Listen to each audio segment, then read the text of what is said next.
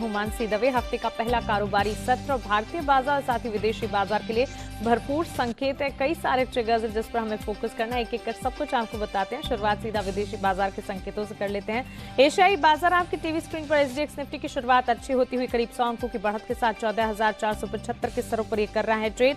वहीं Dow futures आप देखेंगे यहाँ पर हल्की सी बिकवाली का दबाव फिलहाल, लेकिन हांगकांग के बाजार में खरीदारी के साथ ट्रेड हम देख रहे हैं। करीब 88 अंकों की बिकवाली डाउ फ्यूचर्स में फिलहाल देखने को मिल रही है। हांगकांग के बाजार 240 अंकों की बढ़त के साथ फिलहाल ट्रेड करते हुए। जापान के बाजार में आज छुट्टी है। शुक्रवार के दिन अगर अमेरिकी बाजार की बात करें, उतार चढ़ाव भरा सेशन रहा, लेकिन क्लोजिंग जो है दमदार होती दिखी। आप देखेंगे आपकी टीवी स्क्रीन पर हरे निशान के साथ अमेरिकी बाजारों का हाल। डाउ जोन्स, एस&पी और नैस्डैक में बढ़त के साथ ही ट्रेड दिखा। लेकिन ये तो मार्केट का आउटलुक रहा। इसके अलावा भी काफी सारी चीजें हैं, काफी सारे ट्रिगर्स हैं जो कि इस हफ्ते हमें फोकस में रखने हैं और सब कुछ विस्तार से समझ लेते हैं दीपांशु भंडारी से। Deepanshu, good morning. बताएं विदेशी बाजार के संकेत क्या कुछ कह रहे हैं, कौन से इंपॉर्टेंट ट्रिगर्स हैं जिस पर हमें फोकस करना है? Good morning Mansi. बहुत ही मजबूत संकेत आ रहे हैं, स्पेशली अगर आप एशिया के बाजार देखें। डाउ फ्यूचर्स इस समय ज्यादा कुछ नहीं कर रहे हैं, पर अगर आप एशिया में देखें तो जबरदस्त तेजी है। हांगकांग में 250 अंकों का उछाल है। साउथ कोरिया, यहां पर नजर रखिए। यूजुअली हम कॉस्पी की बात नहीं करते हैं, पर पिछले हफ्ते हमने देखा 10% से ज्यादा की तेजी कॉस्पी में रही है और इस हफ्ते भी की शुरुआती सत्र में अगर आप देख रहे हैं तो 3% का उछाल वहां पर आते हुए दिख रहा है। तो जबरदस्त एक्शन साउथ कोरिया के बाजारों में हो रहा है।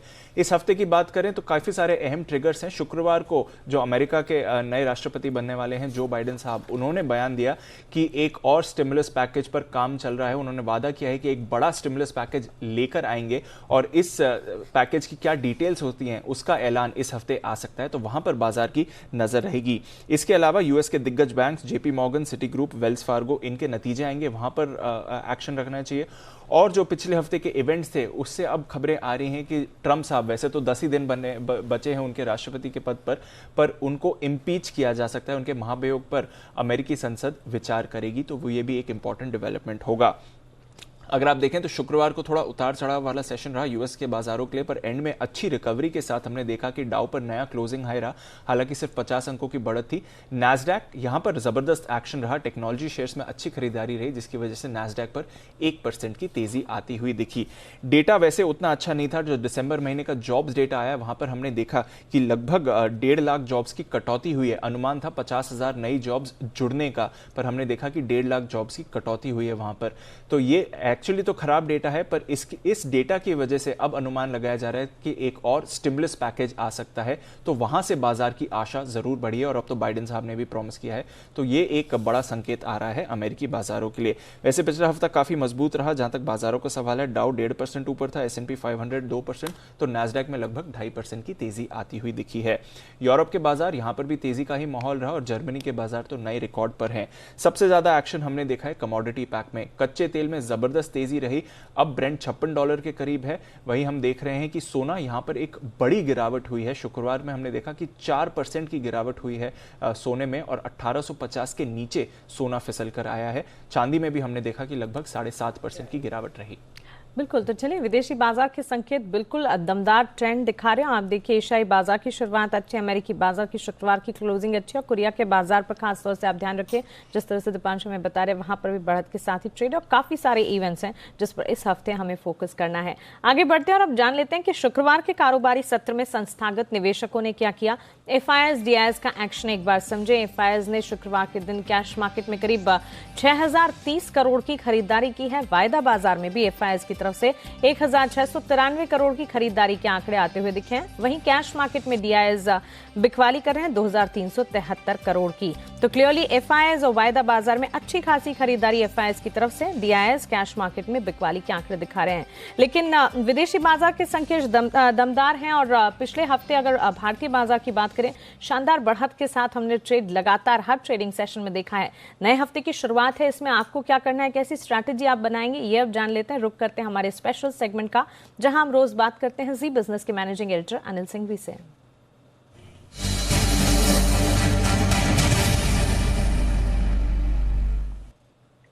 Anil sir, good morning. विदेशी बाजार के संकेत काफी अच्छे दिख रहे हैं और भारतीय बाजार में जो ट्रेंड पिछले हफ्ते हमने देखा, इस हफ्ते की शुरुआत कैसी होती दिखेगी, रणनीति आप क्या सुझाएंगे? Good morning Mansi. देखिए, इसमें कोई डाउट नहीं कि संकेत बहुत ही बेहतरीन है ना, सिर्फ दुनिया भर के बाजारों से बल्कि हमारे अपने भी। और आप देखिए कई लंबे समय के बाद 3-4 दिनों की सुस्ती के बाद एफआईज ने शुक्रवार के सेशन में बहुत दमदार खरीदारी की है।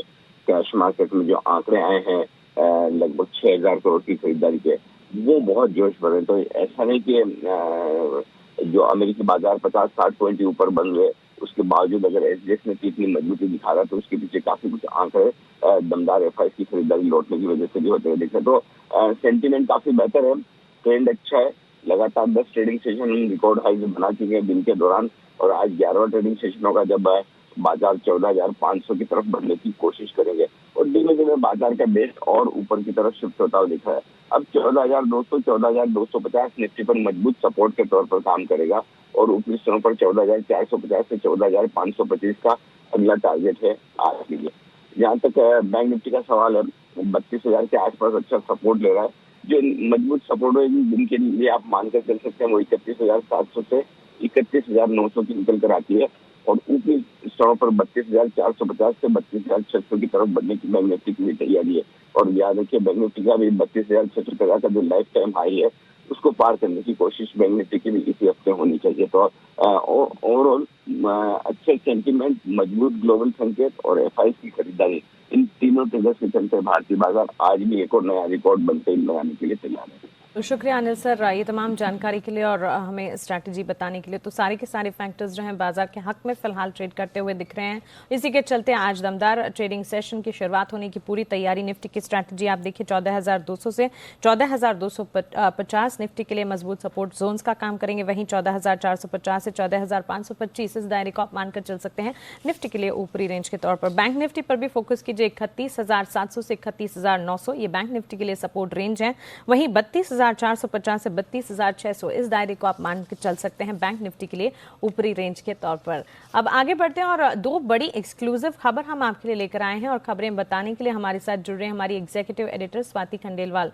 Swati, good morning. बताएं सबसे पहले लॉजिस्टिक्स सेक्टर से जुड़ी कौन सी खबर है जिस पर हमें फोकस करना है? बिल्कुल, लॉजिस्टिक्स पे भी है जिस पर हम करना है। स्नोमैन लॉजिस्टिक्स, मैं इसकी बात कर रही हूँ, और इसमें कुछ बहुत इंटरेस्टिंग डेवलपमेंट्स हो रहे हैं। हम जानते हैं कंपनी ने हाल ही में QIP की बात की है, या प्रेफरेंशियल अलॉटमेंट दिसंबर 21 को जिसकी अनाउंसमेंट की थी। उसके अलावा अब जो हमें सूत्र बता रहे हैं वो कुछ बड़े ऐलान यहाँ अमेजॉन जैसे प्लेयर्स के साथ कंपनी करने जा रही है। बड़े टाई अप्स होंगे फार्मा कंपनीज और FMCG कंपनीज के साथ।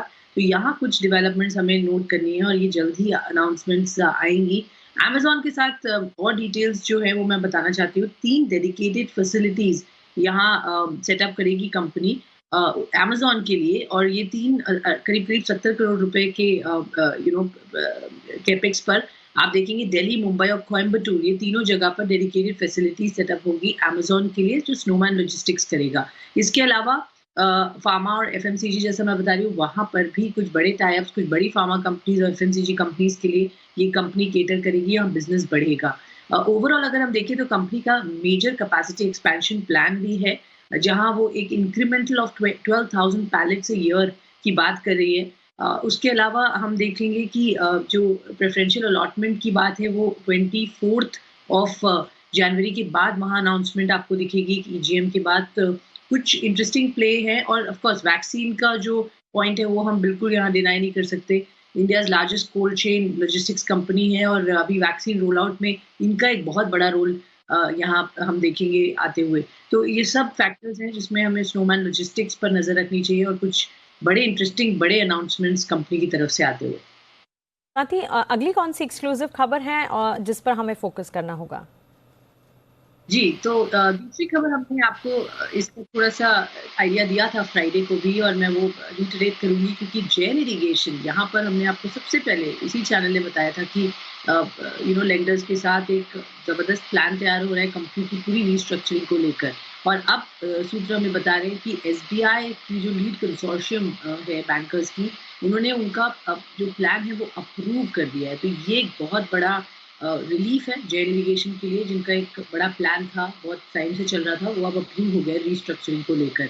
क्या है रीस्ट्रक्चरिंग प्लान ये भी बता दूं। 150 करोड़ रुपीज या प्रमोटर बेस्ड रेजोल्यूशन है, जहाँ से प्रमोटर 130 करोड़ रुपए कंपनी में डालेंगे, और कंपनी 3 डिफरेंट डिविजन्स में डिवाइड होगी। ये बहुत इंटरेस्टिंग बात है, क्योंकि अब कंपनी की रीस्ट्रक्चरिंग में ये डिसाइड हुआ है कि कंपनी के जो 3 बिजनेस डिविजन्स हैं, चाहे आप PVC बिजनेस बोले, इरिगेशन बिजनेस बोले, इंटरनेशनल बिजनेस, ये तीनों ही डिफरेंट बिजनेसेस में कंपनी ऑपरेट करेगी और कंपनी की इंटरेस्ट कॉस्ट भी 400 करोड़ से 200 करोड़ हो जाएगी करीब करीब। सस्टेनेबल डेट 9% के इंटरेस्ट पर और अनसस्टेनेबल डेट एट 0 इंटरेस्ट अगले 8 साल के लिए मंजूर किया गया है। यहाँ डाइल्यूशन होगा 30%, जिसमें बैंकर्स के भी 15% स्टेक आएगा। तो यहाँ बैंक भी कंपनी में स्टेक उठाएंगे करीब 15%। तो ओवरऑल अगर हम देखें ये बहुत बड़ी रीरेटिंग जैसी बात है अगर हम जैन इरिगेशन की पूरी रिस्ट्रक्चरिंग की बात करें। बिल्कुल स्वाति, शुक्रिया ये तमाम जानकारी के लिए और एक्सक्लूसिव खबर हमें बताने के लिए। तो जैन इरिगेशन वहीं स्नोमैन लॉजिस्टिक्स पर फोकस किया जाए, यहाँ पर एक्सक्लूसिव खबर सबसे पहले जी बिजनेस आपके लिए लेकर आया है। लेकिन चलिए अब खबरों के चलते एक्शन कहाँ पर देखने को मिलेगा, वहीं नतीजों का सीजन भी शुरू हो चुका है। इससे जुड़ी सारी जानकारी दीपांशु से जान लेते हैं। दीपांशु, वीकेंड के दौरान वहीं शुक्रवार के दिन बाजार बंद होने के बाद काफी नतीजे आते हुए दिखे। टीसीएस और एवेन्यू सुपरमार्ट्स के नंबर्स कैसे रही है, पहले जानना चाहेंगे। मजबूत नंबर्स है दोनों की तरफ से। सबसे पहले अगर आप टीसीएस पे फोकस करें तो अनुमान से काफी बेहतर रहे हैं इनके नंबर्स, और अगर आप देखें तो जो इनकी आय है उसमें 5% का उछाल आते हुए दिखा है, डॉलर आय, और साथ ही जो रुपी रेवेन्यू है, एबिट अगर देखें वहां पर 6.5% के मूव है। मार्जिन जो इनके आए हैं 26.6% आए हैं, और मुनाफे में भी हमने देखा 16.5% की बढ़त है। ये बल्कि ये सबसे मजबूत क्वार्टर रहा है पिछले 9 अगर आप क्वार्टर्स देखें तो 9 साल देखें तो सबसे मजबूत Q3 रहा है कंपनी के लिए। इसके अलावा कांस्टेंट करेंसी ग्रोथ अच्छी रही है, ऑपरेटिंग मार्जिन्स अच्छे रहे हैं, और अट्रिशन लोएस्ट लेवल पर है कंपनी का। मैनेजमेंट कमेंट्री भी काफी पॉजिटिव है, अच्छी ऑर्डर बुक है और अच्छी डील पाइपलाइन है, और आगे जाकर सभी वर्टिकल्स में अच्छी ग्रोथ देख रहे हैं। इसके अलावा अगर आप एवेन्यू सुपरमार्ट देखें तो यहां पर भी अनुमान से काफी अच्छे रहे इनके स्टैंड अलोन नतीजे। आय में 10% की बढ़त रही है। अगर आप एबिटा देखें तो वहां पर 16% का उछाल रहा है। मार्जिन्स 8.8% आए हैं जो कि काफी मजबूत आंकड़ा, मार्जिन्स 9.3% आए हैं जो कि काफी मजबूत आंकड़ा है, और मुनाफा भी उम्मीद से बेहतर ही रहा। पर मैनेजमेंट कमेंट्री यहां पर थोड़ी कॉशियस है। वो कह रहे हैं कि दिसंबर महीने में सेल्स ग्रोथ थोड़ी थमी है और आगे जाकर शायद थोड़ी कॉशन रह सकता है ग्रोथ में, पर नतीजे काफी मजबूत रहे हैं एवेन्यू सुपरमार्ट। बिल्कुल, तो दोनों कंपनियों के नंबर्स अच्छे रहे। दीपांशु, खबरें कौन सी होंगी जिन पर हमें फोकस करना है? काफी सारे आज के लिए ट्रिगर्स हैं, वहां पर आप नजर डालिए। जीएनए एक्सेल्स के नतीजे आने वाले हैं। निफ्टी फाइनेंशियल डेरिवेटिव आज से ट्रेड होगा। विप्रो का 9,500 करोड़ रुपए का बायबैक बंद होगा। पीएम मोदी चीफ मिनिस्टर्स के साथ मीटिंग करेंगे 4 बजे, वैक्सीनेशन पर होगी चर्चा। साथ ही कुछ और नतीजे हैं जहां पर आपको रखनी है नजर। बीईपीएल काफी मजबूत नतीजे इनके आते हुए दिखे हैं। 58% आय में उछाल रहा है, एबिटा 7.5 गुना बढ़ा है, और मुनाफा 8% उछल कर आया है। इक्विटा स्मॉल फाइनेंस बैंक अच्छा अपडेट आया है कंपनी की तरफ से। 19% की बढ़त एडवांसेस में इन्होंने देखी है। तिमाही देखें तो भी 4% बढ़त है, और सालाना डिपॉजिट्स में 51% की बढ़त है। Tata steel Q3 production data आया है। घरेलू वॉल्यूम्स में हमने देखा है कि अच्छी बढ़त रही है, 4.6 मिलियन टन रहे हैं। अगर आप घरेलू उत्पाद वॉल्यूम देखें तो वहां पर भी अच्छी बढ़त आती हुई दिखी है। वेदांता यहां पर नजर रखिए, बड़े डेवलपमेंट आ रही है। ओपन ऑफर लाने वाले हैं प्रमोटर्स, 10% हिस्सेदारी खरीदने के लिए लगभग 37 करोड़ शेयर्स खरीदे जाएंगे, और भाव होगा 160 पर शेयर का, यानी कि जो फ्राइडे का क्लोज थे उससे लगभग 10% के डिस्काउंट पर। और फाइनली केईसी इंटरनेशनल यहां पर नजर रखिए, 1024 करोड़ के इन्हें नए ऑर्डर्स मिले हैं।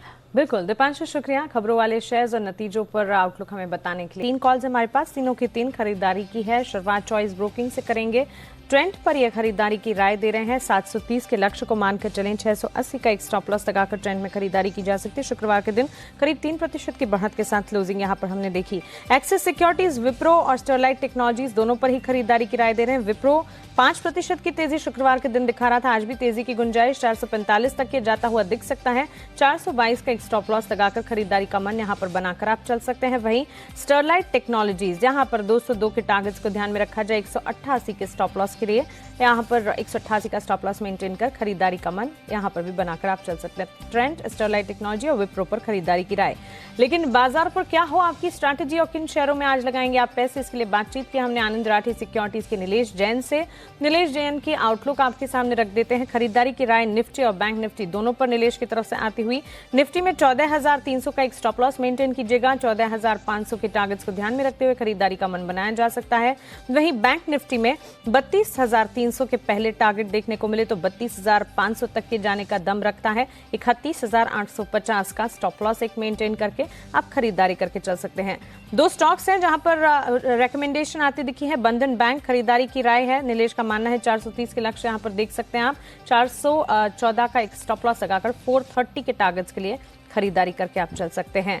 इसके अलावा टीवीएस मोटर पर भी खरीदारी की राय है। 535 के टारगेट्स को ध्यान में रखा जाए। 505 का एक स्टॉप लॉस लगाकर यहां पर भी खरीदारी की जा सकती है। तो इंडेक्स पर नजरिया पॉजिटिव, वहीं दोनों स्टॉक्स टीवीएस मोटर्स और साथ ही यहां पर बंधन बैंक पर खरीदारी की राय निलेश की तरफ से। कमोडिटी बाजार पर आज की रणनीति क्या होनी चाहिए, ये जानने के लिए मोतीलाल ओसवाल के अमित सजेजा से हमने बातचीत की। गोल्ड, सिल्वर और क्रूड तीनों पर ही यहां पर इनकी तरफ से रिकमेंडेशन आती हुई दिखी है। सोने चांदी में जो भारी गिरावट देखने को मिल रही है, इसी के चलते बिकवाली की रणनीति 49,000 पर अगर मिले तो फरवरी कॉन्ट्रैक्ट को बेचिएगा। 49,200 के स्टॉप लॉस के साथ 48,500 के टारगेट्स को यहां पर मानकर आप चल सकते हैं। 48,500 के लिए बिकवाली की राय गोल्ड पर। सिल्वर मार्च कॉन्ट्रैक्ट आप बेच सकते हैं 65,000 के लेवल्स पर अगर ये मिल जाए। 63,000 के टारगेट को ध्यान में रखा जाए। 65,700 ये एक स्टॉप लॉस लगाना होगा। चांदी में भी आप घरेलू बाजार में बिकवाली करके चल सकते हैं। लेकिन इन दोनों कॉल्स के विपरीत क्रूड में खरीदारी की राय आती हुई 3,750 के लेवल्स पर जनवरी कॉन्ट्रैक्ट को आप खरीद कर चल सकते हैं। 3,700 के स्टॉप लॉस को मेंटेन कीजिएगा। 3,850 तक के लक्ष्य आपको क्रूड में घरेलू बाजार में देखने को मिल सकते हैं। 3,750 के लेवल्स पर खरीदारी की जाए। कच्चे तेल में खरीदारी, गोल्ड सिल्वर में बिकवाली की राय।